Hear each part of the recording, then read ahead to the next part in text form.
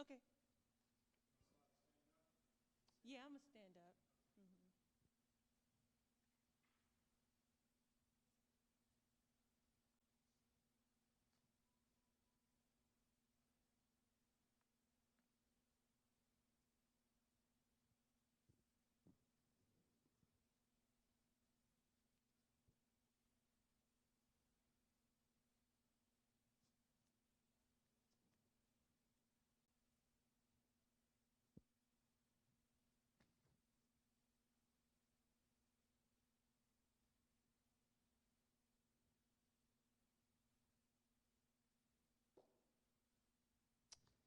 All right. Good evening, everyone. Everyone that's watching us on TV 18, social media, YouTube, Facebook.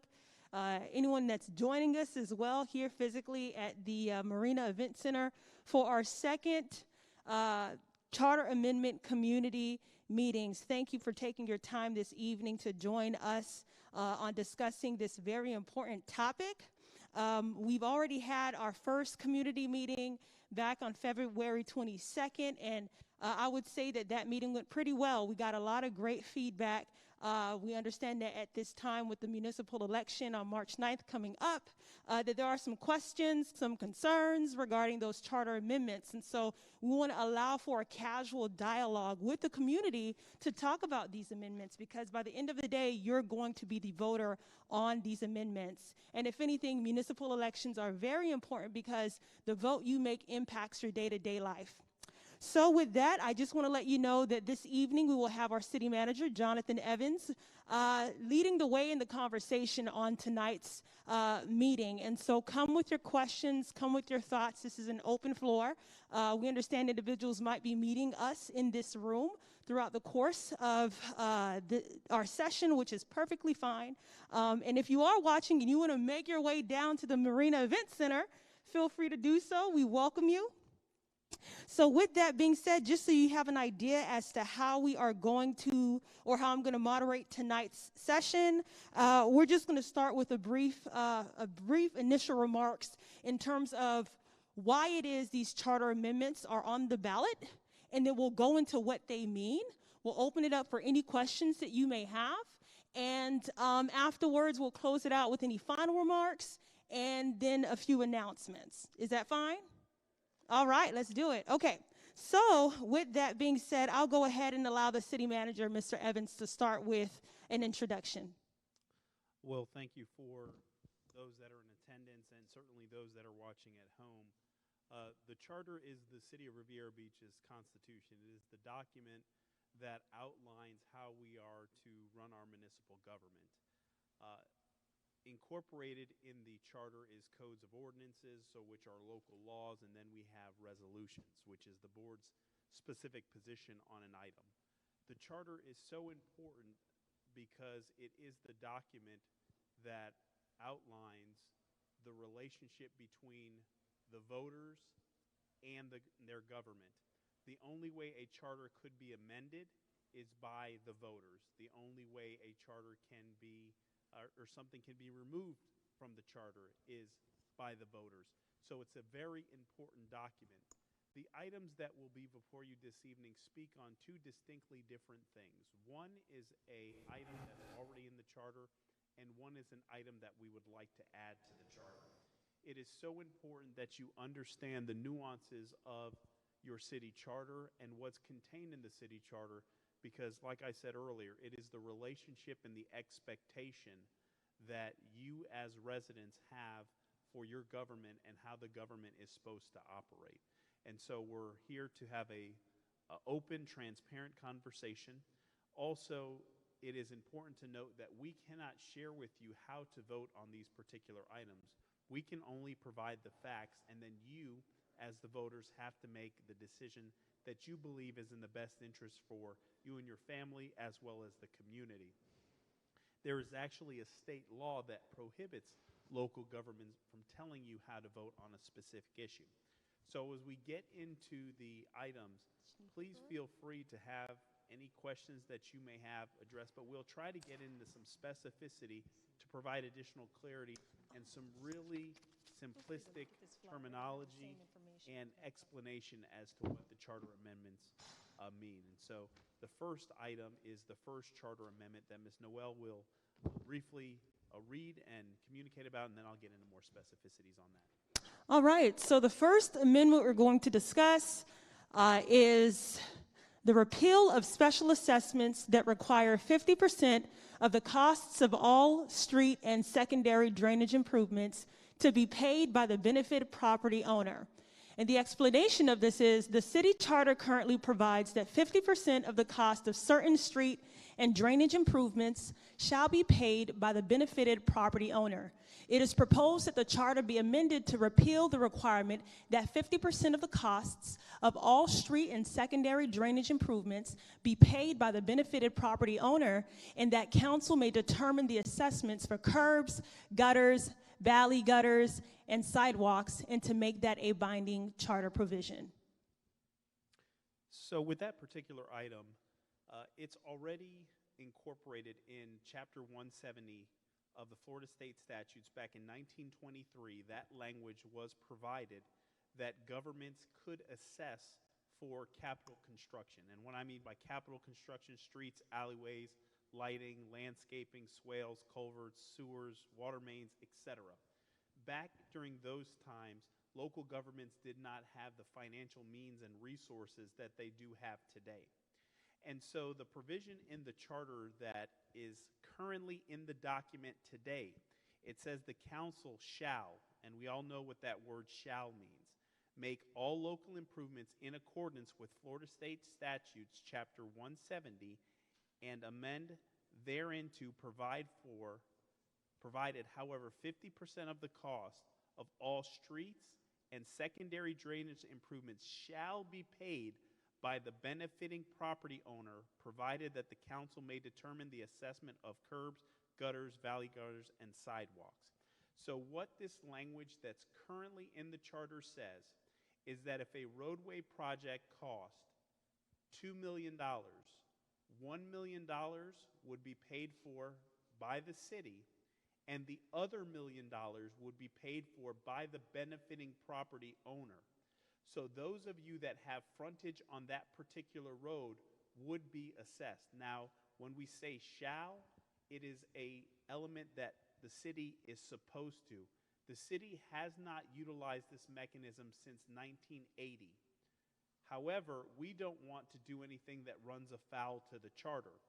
So when we did a little bit of research and staff really jumped into this particular charter provision, and to really break it down very simplistically, when we did the math, you're roughly looking at, and this is a device that actually allows for me to show you very simplistically what it means with this particular provision. So $50 per linear foot. Most homes in Riviera Beach have about anywhere from 68 to 75 linear feet on the roadways in front of you. So if I take this,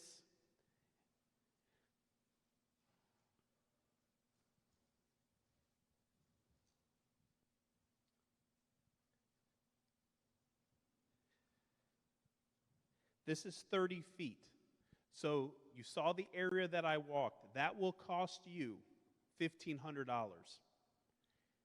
If you have 100 linear feet, it's $5,000 for the assessment that you would have to pay. Now, the city would determine the duration, the terms of the arrangement, but it's also important to note that if the city borrows money for the purposes of that roadway construction, the assessment that the property owners would have to pay, you have to pay 1% higher than the interest rate that the city of Riviera Beach receives. So if we receive a 2% interest rate for borrowing the money for the roadway project, you have to pay 3%. The city can determine the term. The city can say it's a 5-year term, a 10-year term, a 15-year term, or a 20-year term. So the city has that flexibility. Now, one of the things that people are asking, well, why are we having this discussion now, or why is it important now? Well, since 1980, the city has budgeted for roadway projects through our capital improvements plan, and we pay for the roadways based on available funds or bond issuance that we already have. So in essence, if we have money for roadway projects and you're paying property taxes to fund the existing roadway projects, and then we ask you, we're going to assess you 50% of the cost, one can argue the point that you're in essence paying for that roadway asset twice. And so the reason that we're having the conversation with the community is to know that if you merely go out to your front yard today and you walk, every foot you walk, the rough math is about $50, and that's just on one side of the road. The other property owner on the other side of the road certainly would have to do the same thing.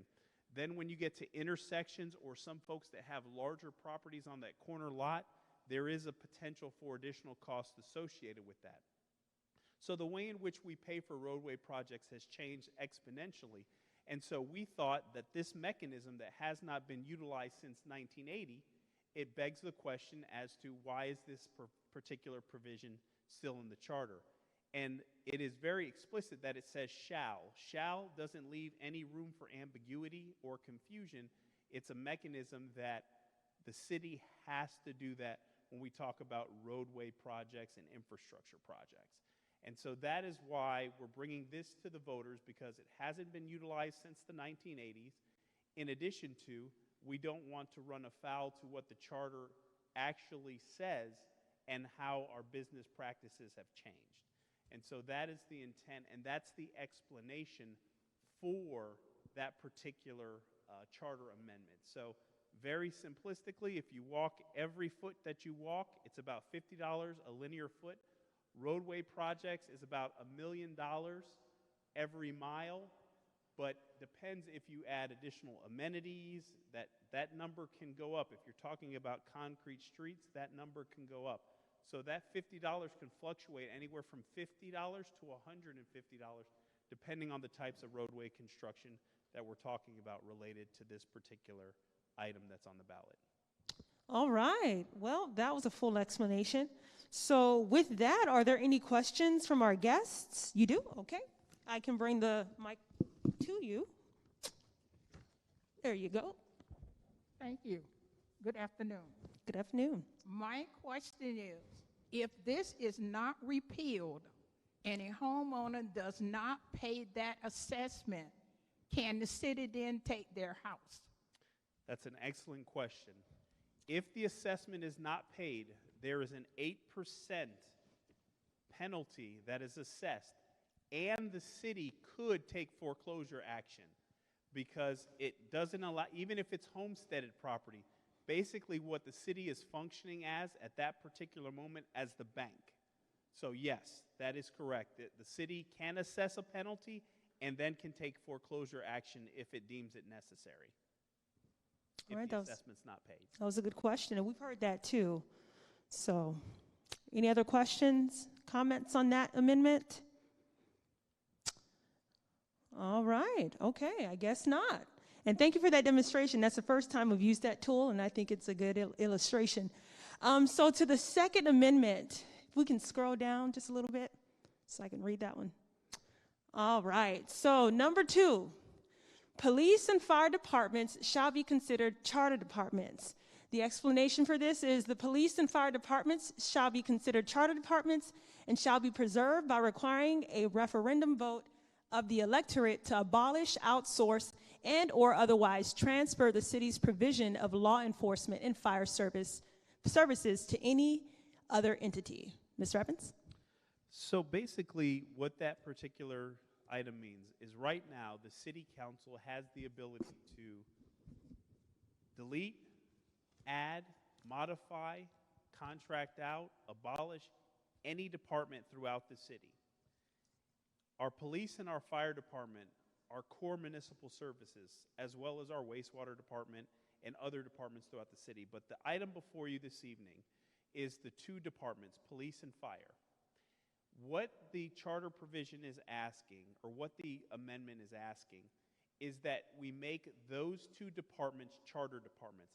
So by making it a charter department, the only way that that department can ever go away is that the voters would have to vote to abolish that department or contract out that department. So basically what it does, it puts those departments in the charter, and like I said earlier, the only way to modify the charter is by a vote of by the voters, and the only way to remove something is the voters. So it actually takes the authority away from the elected body and gives it back to the voters to make a determination if at any time they wanted to make that determination. So very simplistically, if this item passes and it's in the charter and a council says we want to contract out one of those services, they would have to ask the voters to vote to contract that out. Right now, the board themselves, by a vote of 3, can contract out that service. So what it does is it provides additional protection for those particular departments that are your public safety, your health, safety, and welfare, core municipal departments. It is not uncommon to see public safety operations put in the charter for that very same fact, to ensure that there's always that first responder element that's contained in the charter. So it gives that authority back to the voters. So again, whenever the charter is involved, any way to unwind it or rewind it, you have to ask the voters to modify it or tweak it. So this item is asking, do you want to make the police and fire department charter departments? And that's basically what that charter provision communicates. All right, any questions? Another one?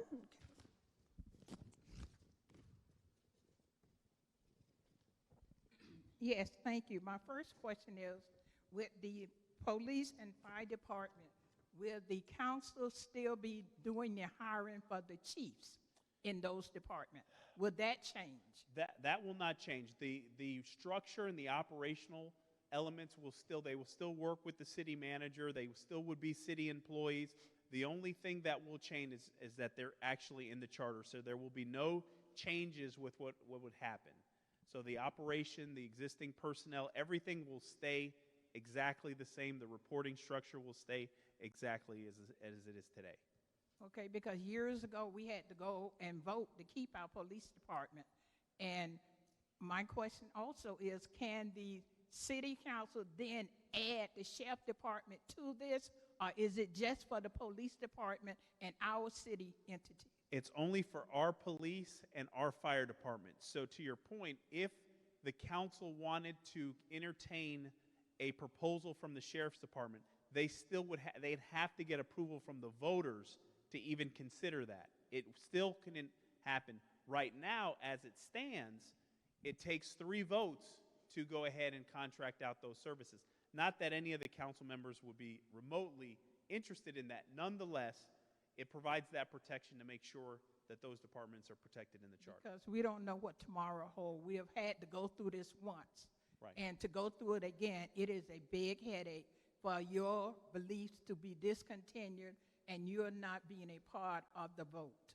Right. Okay. Oh, there you go. You got it? Okay.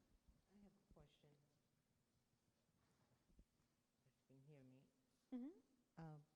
Bertha Corbin, resident homeowner here in Riviera Beach. And I have to admit that I haven't been that involved in what's going on. How do the other surrounding municipalities handle something like this with their police departments, fire departments, I would say sister municipalities? Yeah, that's a good question. So some cities don't have a provision in their charter for their public safety departments. If you surveyed the cities, I would say probably throughout the 412 cities in the state of Florida, maybe 10% of the cities have a provision that makes their public safety charter departments.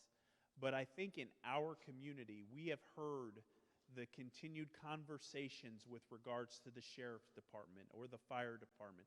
And so the intent behind putting this and making it a charter department is to really quiet the noise so those departments are forever protected, and it is the voters that will make that decision in the event that they wanted to move to another particular service provider. Now, I can tell you with the sheriff's department, you lose anytime you give out public safety, you lose local control because it's a big entity and they're serving the entire county. So you don't get the same level of service. And so what we wanted to do is to protect the level of service and ensure that it's incorporated that. But roughly about 10% of the municipalities statewide have situations where it is incorporated in their charter. When you go to other states, the number goes up because sometimes a council person or commissioner serves in that capacity, and so it's enumerated in their charter. But probably about 10% of the cities, and I know a couple handful that do have it in their charter. Okay, I have one other question. And if we don't contract with the sheriff's department, I mean, do we have enough police officers, or do we have enough people applying? I'm particularly concerned about the police department. Mm-hmm. Do we have enough people applying for those positions that, you know, we as residents are going to feel Right. safe? Right. That's a good question. I can tell you if the chief of police was here, he'd tell you he would definitely want more officers. And I think we do need more officers, and we're going to have that conversation with the board as it relates to bringing additional personnel to combat some of the challenges that we have in our community. But the sheriff's department would be the only department that you can be able to contract out with because they are a product of the state. And they have the ability to police throughout the county. So, you know, when folks are thinking about, hey, if that operation goes away, it's invariably the sheriff's department that comes in. And a lot of municipalities have tried to go that route. And once you're out of the police business and you try to get back in, the costs are exponential. Thank you. No problem. All right, thank you. All right, I know we have a few guests that joined us. If you have any questions, comments you'd like to make, we've already made it to our second amendment. You're shaking your head, you're like, no, I'm good. That's okay, that's fine, that's perfectly fine. Any other questions? Thoughts on this? I think we have some pretty good questions that were asked. All right, and One of the things really quick that folks always ask the question, well, you know, here you have a limited number of words that to explain what's going on. And again, there's state law that really narrows down how many words we can put on a ballot. So we would like to be able to explain all the nuances and how everything would work, but we can't because there is some restrictions with regards to the language or the amount of words that we put on the ballot. So I know it may be confusing to folks, but realize that we started these conversations back in November, correct, Ms. Noel? Mm-hmm. And in order for something to get on the ballot for consideration, it has to get, there's two ways to go through it. It's either a citizen-driven initiative or it's an initiative that's brought forth by the council. Both those items went through a process that requires an ordinance that requires 2 readings, and they both were approved by the council, 150, 141. To be presented to the voters for consideration. So there's a lot of time, energy, and work that has gone into getting it to this point, and then the voters ultimately making the decision.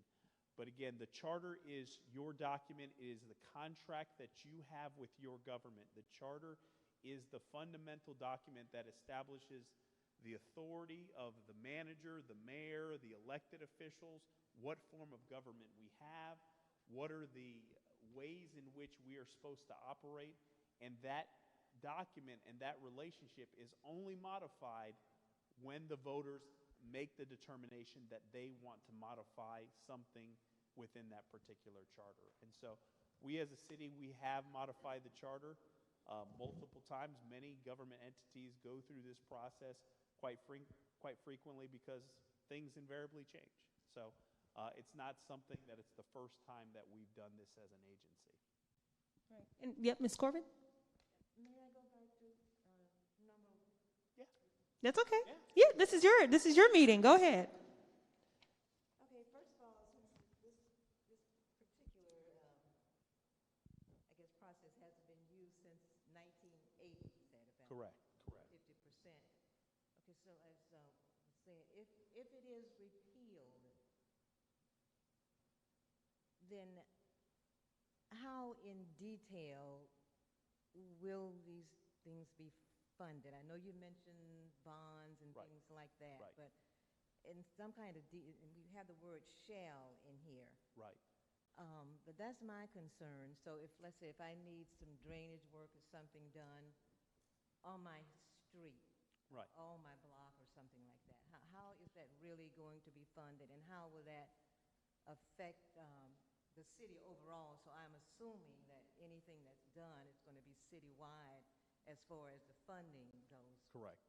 Am I correct on that? Yes, you are correct. And your question is perfect timing, because at the last meeting of the city council authorized a pavement management study where they are going to go through every street in Riviera Beach and assess the conditions of the streets in Riviera Beach, and then give us a plan as to how to move forward. So then we would be able to say, here's all the streets that are A's, and here's the streets that are F's. And we're going to work from the F's all the way to the A's. So we'll have a methodology.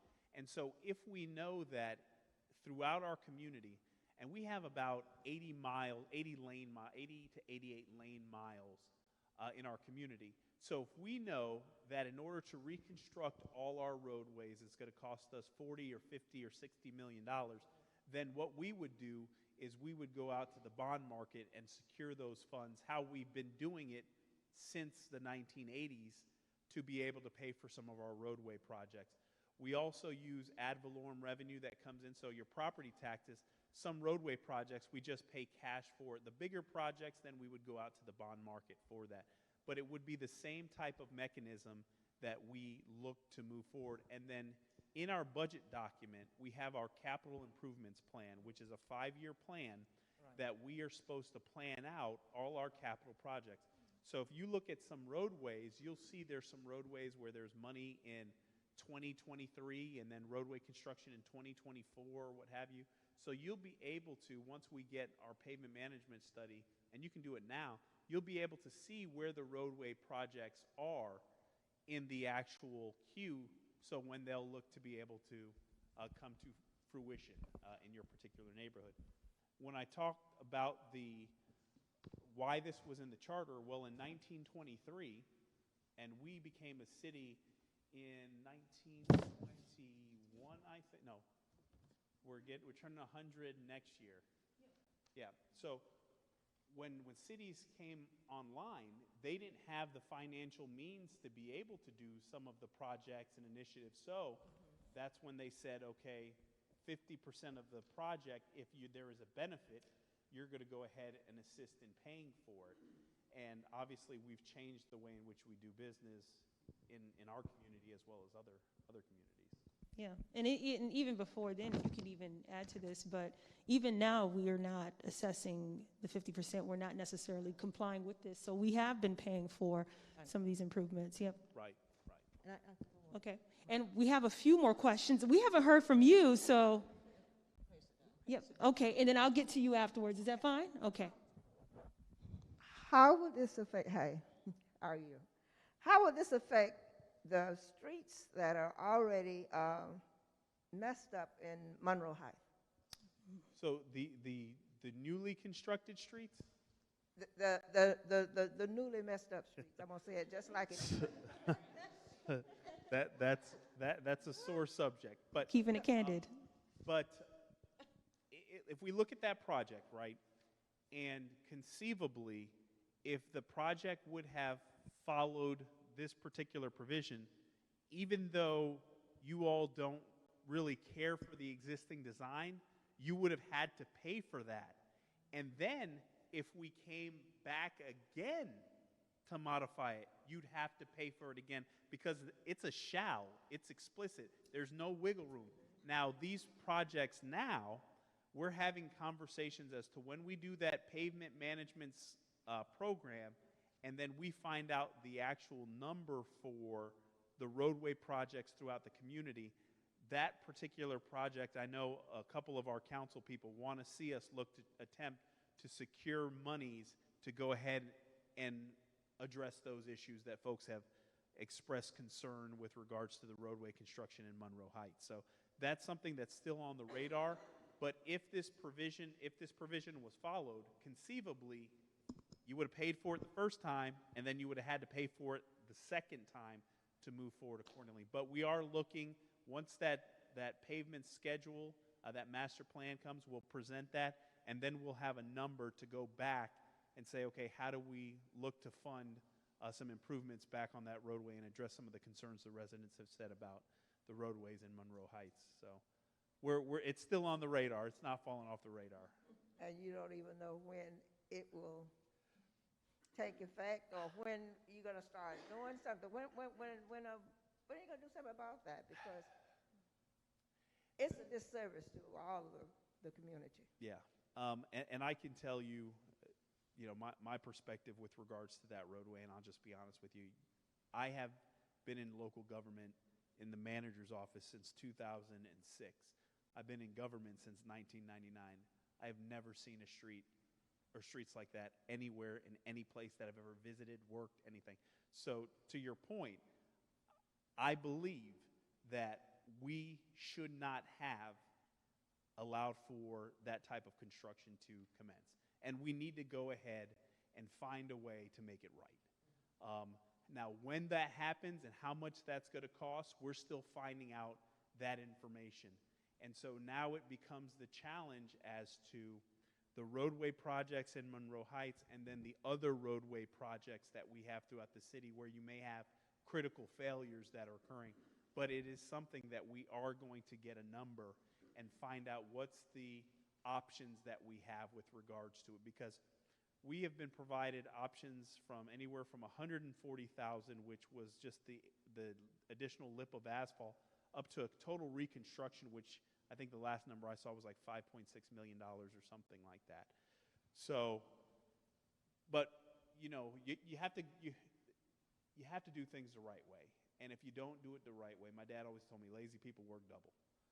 So if we would have done things the right way, we would not have had the conversations that we're having now and the concerns that we have now. So we know that particular stretch of our community is desperately in need of some improvement. So we're going to have some discussions with the community, but I think the board has the will to see some monies put aside to go ahead and correct those. So I'm hoping sooner rather than later, but once we get that pavement schedule back, then we can have some conversations with the community and map out what our long-term plan is to that. But you're absolutely right. Your comment as it relates to a disservice, I would agree.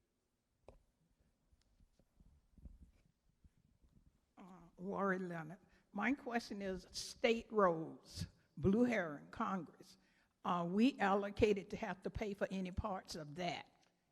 No, we don't have to pay for that, but you end up paying for that in other forms. Your county roads, the county portion of your tax bill goes to the county.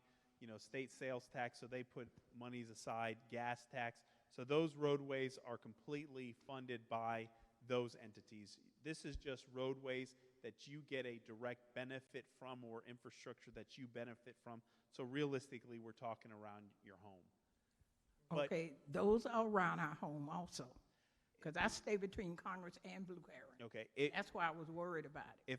If you're not sitting, we're talking about the city streets around you. If you front Blue Heron or Congress, then that's not something that's applicable to you. But if you are on one of the side streets and then you can exit out on the side streets or the streets in front of your home, those are city streets, and then that would be the streets that in essence you would be assessed for, not the major roadways, whether it's the county or the state.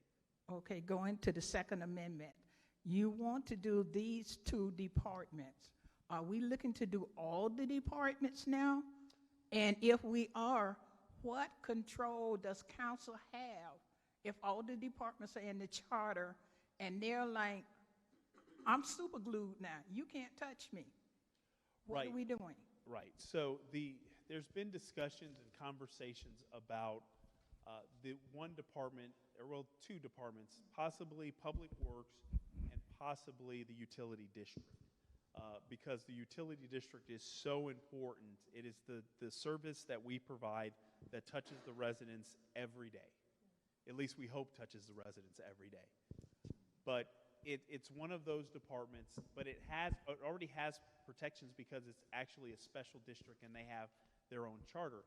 But regardless if a department's in the charter, it still operates the same way. It just prohibits the board from contracting out or eliminating that function without asking you, the voters, first. If the voters agree with the perspective that the board may have, or the voters decide to say, we don't want to do this anymore, then those departments or those operations and those functions go away. But it's the voters that have the authority. Okay, with this, we're sitting in the beautiful CRA district. Every time something come up, and I ask the question, do you live in the CRA district? Does this affect the CRA district also? This particular provision, well, of course, public safety is, separate and apart, so it wouldn't affect anything with regards to that. But anyone that is in the city of Riviera Beach, whether they're in the CRA and the greater Riviera Beach area, all 8.2 square miles, the provision that talks about the improvements, the charter amendment, affects everybody. Affects everybody that has city roadway in front of their home that they have a direct benefit from. So it does affect everybody that is in that particular situation. Now, invariably, there's probably pockets where it may not impact them, but there is situations, because I was on the property appraiser's website today, there is situations where your neighbor may pay a different assessment than you may pay. Your neighbor may only have, especially if they have if they're on a bend and they just have limited frontage on a roadway, they may only have 40 feet, and then you may have 100 feet. So they may pay $1,500 in the assessment, and you pay $5,000, and you're getting the same roadway. So that's some of the inequities that are currently in the system, because basically you're looking at the linear foot that's in front of your home. So those folks that have that pizza slice lot, that have little limited frontage, will not pay as much as those that have actual, yes, large frontage. And when I did the math, most of the homes in Riviera Beach was around 68 to 75, and give or take, you had a couple that were 100 feet, linear feet of frontage. And like I said, the 100 feet is $5,000. The 30 feet is $1,500. So every foot, if you just go and count it off when you go home, every foot is roughly about $50. And that's at roadway project cost today. If you talk about roadway cost a couple years from now, or if we look to go to concrete roads, or there's other amenities, the number goes up. Right. Any other questions or thoughts? And just on that note, because I know that this is the first time for some that they've had, I guess, charter amendments, that they've had to vote on charter amendments. But, as we look to see maybe changes come about in the future, it's possible that an opportunity may come again where there may be instances where there are, charter amendments in future elections. And so I think it's important to have these kind of conversations early, whether you're bringing them up to your council, the council is bringing it forward through a referendum. It's important for us to find creative means, even through a pandemic, to have these conversations. So, and you have a question, so I'll go ahead and, you got it? Okay, go ahead.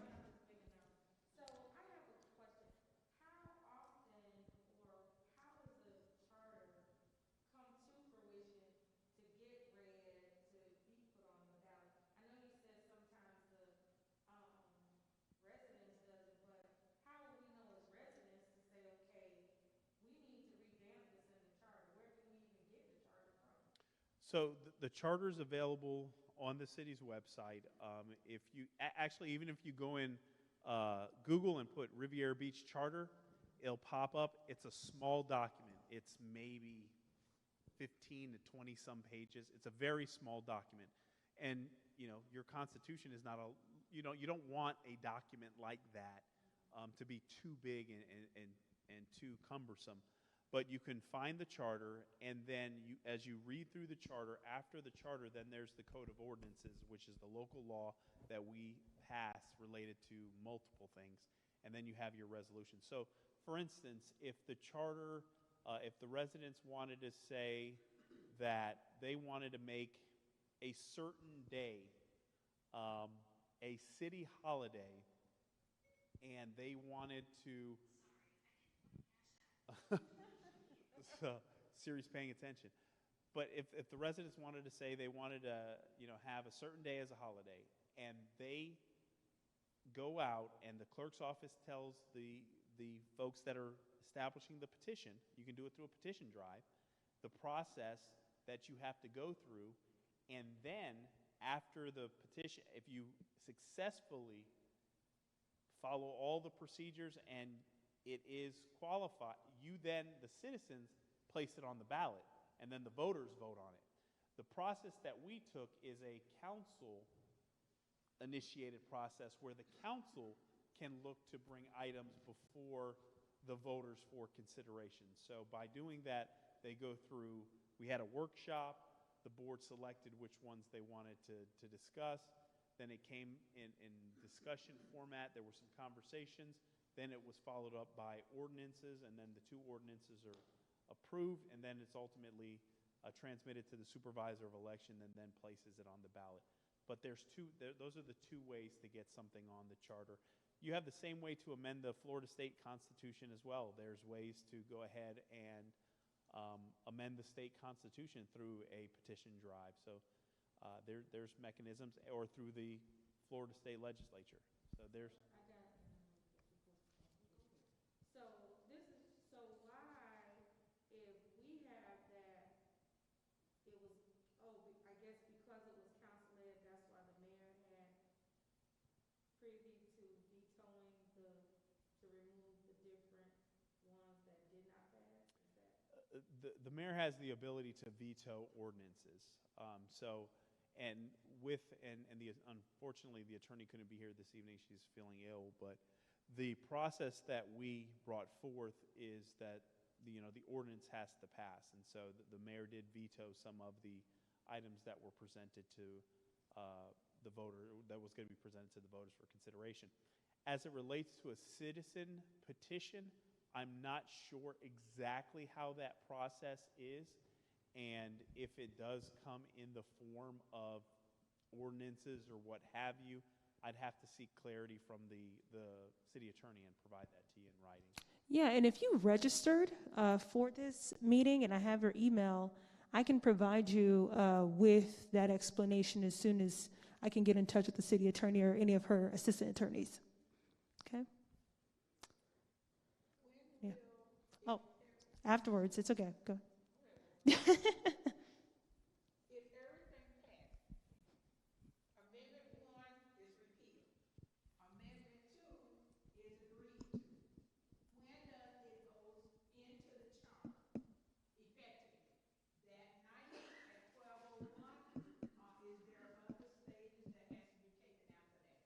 I think there's some subsequent steps that just have to take place, and it's just cleanup, but it's very quick. It's not something that's prolonged or a very long process. I think it's the board sitting and confirming the election results and accepting that, and then obviously making the codifying the actions that we're taking and incorporating it into the charter. So it's a very quick process. It's not something that takes a long time for us to be able to do. All right. Oh.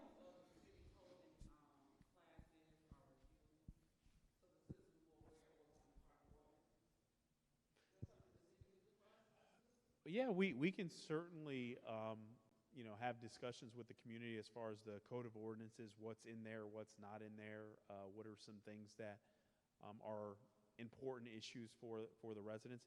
In addition to, I think from just the nature of this conversation, I think we should have a City of Riviera Beach Charter 101. I think we should put the document up there, and we should go through each specific section of the charter, because it explains the relationship between how the city manager and the elected officials work and what the roles and responsibilities and duties are and those types of things.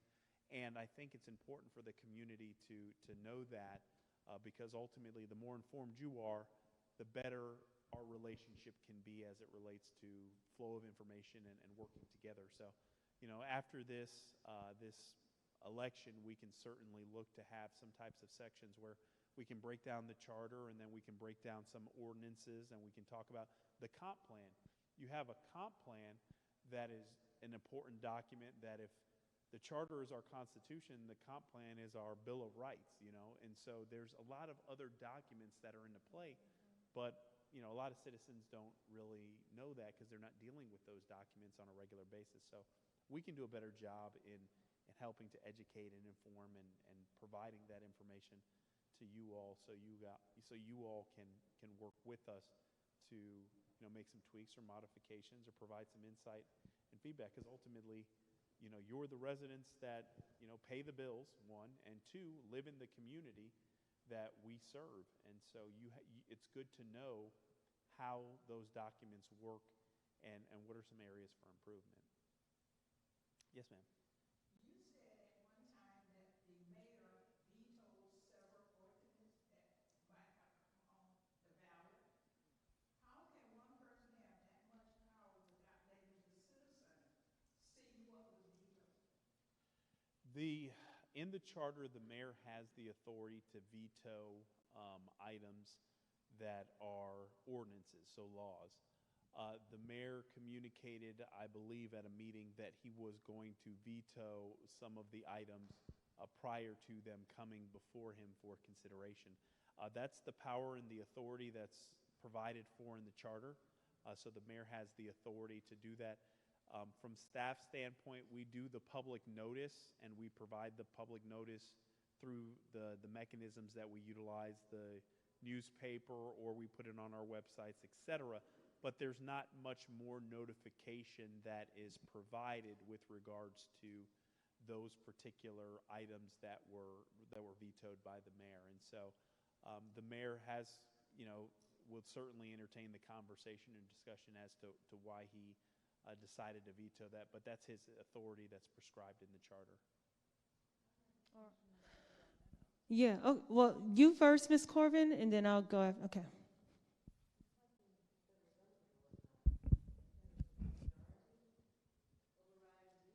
So, yes. So that's what had to happen for the items to come to get on the ballot. The board does have the ability by a vote of 4-1 to be able to override the mayor's veto. The other items did not receive the supermajority to make it. These two items that are before you this evening did receive the supermajority, yes. So the board, the city council, does have the ability to override the mayor's veto by a supermajority, a vote of 4-1. So I have two comments. One, being that I'm hearing this, and I don't know how these beautiful ladies feel about that, but just when the verbiage of the agenda items are coming up, pieces we talk about that all the time, like you don't really know. They're saying yes, they're saying no. How can you as city government empower the residents so we'll understand, just like the lady here, she's saying, okay, well, how does the mayor have that much power? I wanted that. I supported that.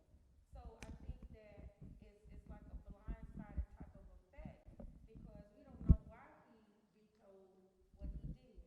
And secondly, do we have a charter review, like not a committee per se, but just like an agenda review committee where the community can come in and hear what's being talked about, so we'll be more aware that when we're watching Channel 18, oh, this is something that could benefit us, this is something that could not. Do you understand? Right, right. And so we've had the conversation at the staff level because we do agenda reviews after we post the agenda, then we review it as staff. and then ultimately the elected officials have agenda reviews with me to kind of talk about some of the items that are on the agenda. We have talked about the possibility of providing a situation where we record the staff agenda review, and the staff agenda review is a synthesized version of the presentation that will be provided to the board. Now, it's only going to be staff's perspectives, but you can see the questions that administration provides to department directors. Say, you know what, you got to think this particular elected official is going to ask this question. And so we're going to look to roll something like that out probably after March, probably first meeting in April, where residents would be able to click on, and you'll get 30 minutes of kind of a snapshot on what are some of the items that are contained in the agenda, so you're better informed and better prepared for what ultimately will be discussed by the board on that Wednesday. So we're going to be rolling something out that provides a little bit more of a look into city government, because when the agenda packet's published, sometimes those things are 370 to 500 pages. It's a lot of information, and in some cases, we can hit the who, what, where, when, how, and why, and the residents can say, well, it's worth me coming in, or it's worth me sending an email on an issue because it's important. And anything we can do to be more inclusive of persons in our community, we want to do that. Government works because it's the public's agreeance to be governed. It works because you all say that, hey, I'm okay with paying property taxes for a certain level of service and a certain expectation. So the more information and the better relationship that we have as staff with the community and with the elected officials, the better off we are as it relates to moving the city forward.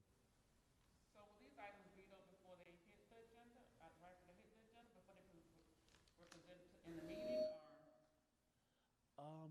The items were vetoed, and then they came back before the board, and then the board, I think, went through each items to see, in fact, which ones had the supermajority, and those were the two that did have the supermajority to move forward, if my memory. He vetoed them before they made the agenda? No, what happened is the items were presented, the board voted on them, then the mayor has a certain number of days to, in essence, issue his veto. Once he issues his veto, then the board came back with another meeting and then started discussing the items, and then took up the items that they can actually move forward with, that they had the supermajority. Does he have to give a reason for vetoing? No. But it's no different than with the presidential or the governor's veto. The governor vetoed last legislative session, every project that we asked for, and we didn't even get a card. So it's like you got broken up with and you found out because your friend told you. So yeah. We were up there too. Yeah, we were up fighting there. in Tallahassee. We really were. We made it. We made went it up there all the way to the Yes, we governor's did. desk. Yes, we and did. then his pen, Yep. his red pen got us. All major priority type projects for the most part. So your water treatment and all of that. So Yeah, bunker gear, public safety, transmission line, right? a bunch of different All stuff, the yeah. obvious stuff. Yeah. So we'll see. And I know one of the things I do want to say, I know the election is approaching. If any of you have any questions, please don't hesitate to contact our office. If there's a need for us to sit down in living rooms or in front yards with persons to inform them or educate them about what's going on related to the charter amendments or the ballot or what have you, we would make ourselves available, Monday through Sunday, to make sure the residents can make an informed decision. At the end of the day, we want to make sure you have all the information to make a good decision, and we're accessible as you all want us to be. So if there's anyone in TV land that would like to invite us out, certainly we'll come out at any particular time, place to provide some additional information before you cast your ballot on March 9th, and just participate in the process. That's all we can ask for, is participate in the process. Right. Okay, seems like we're about to wrap it up. Thank you so much. I'm so glad you all were able to make it tonight. You could have been anywhere else. Chose to be here. So we thank you. Now, this meeting is recorded, so it is available on YouTube, Facebook, and also we have it aired on TV 18, so you may have family and friends watching this remotely. And our last meeting as well is also online. So if you ever want to look back at anything you probably missed, you can do that. My name is Marsh Noel. I forgot to introduce myself earlier. I'm just on the go since 8 o'clock this morning. But nonetheless, I'm the assistant to the city manager, and I've been here with the city a little over 1 year, actually, 1 year and 4 months. Woohoo! And so I'm learning a lot, and I'm having an opportunity really to make a difference, especially when it comes to these sort of items, to see what it is that our community wants and how we can better serve you. So even after tonight, if you have any questions, if you registered, I will follow up with an email so I can probably link the video recording to this, get you the answer with regards to the charter amendment process initiated by a citizen, get that from the city attorney's office, and of course, if you have any questions, reply to that email, contact me, I'll leave my cell phone number. So with that being said, good night and thank you. Be safe. Good night. Thank you.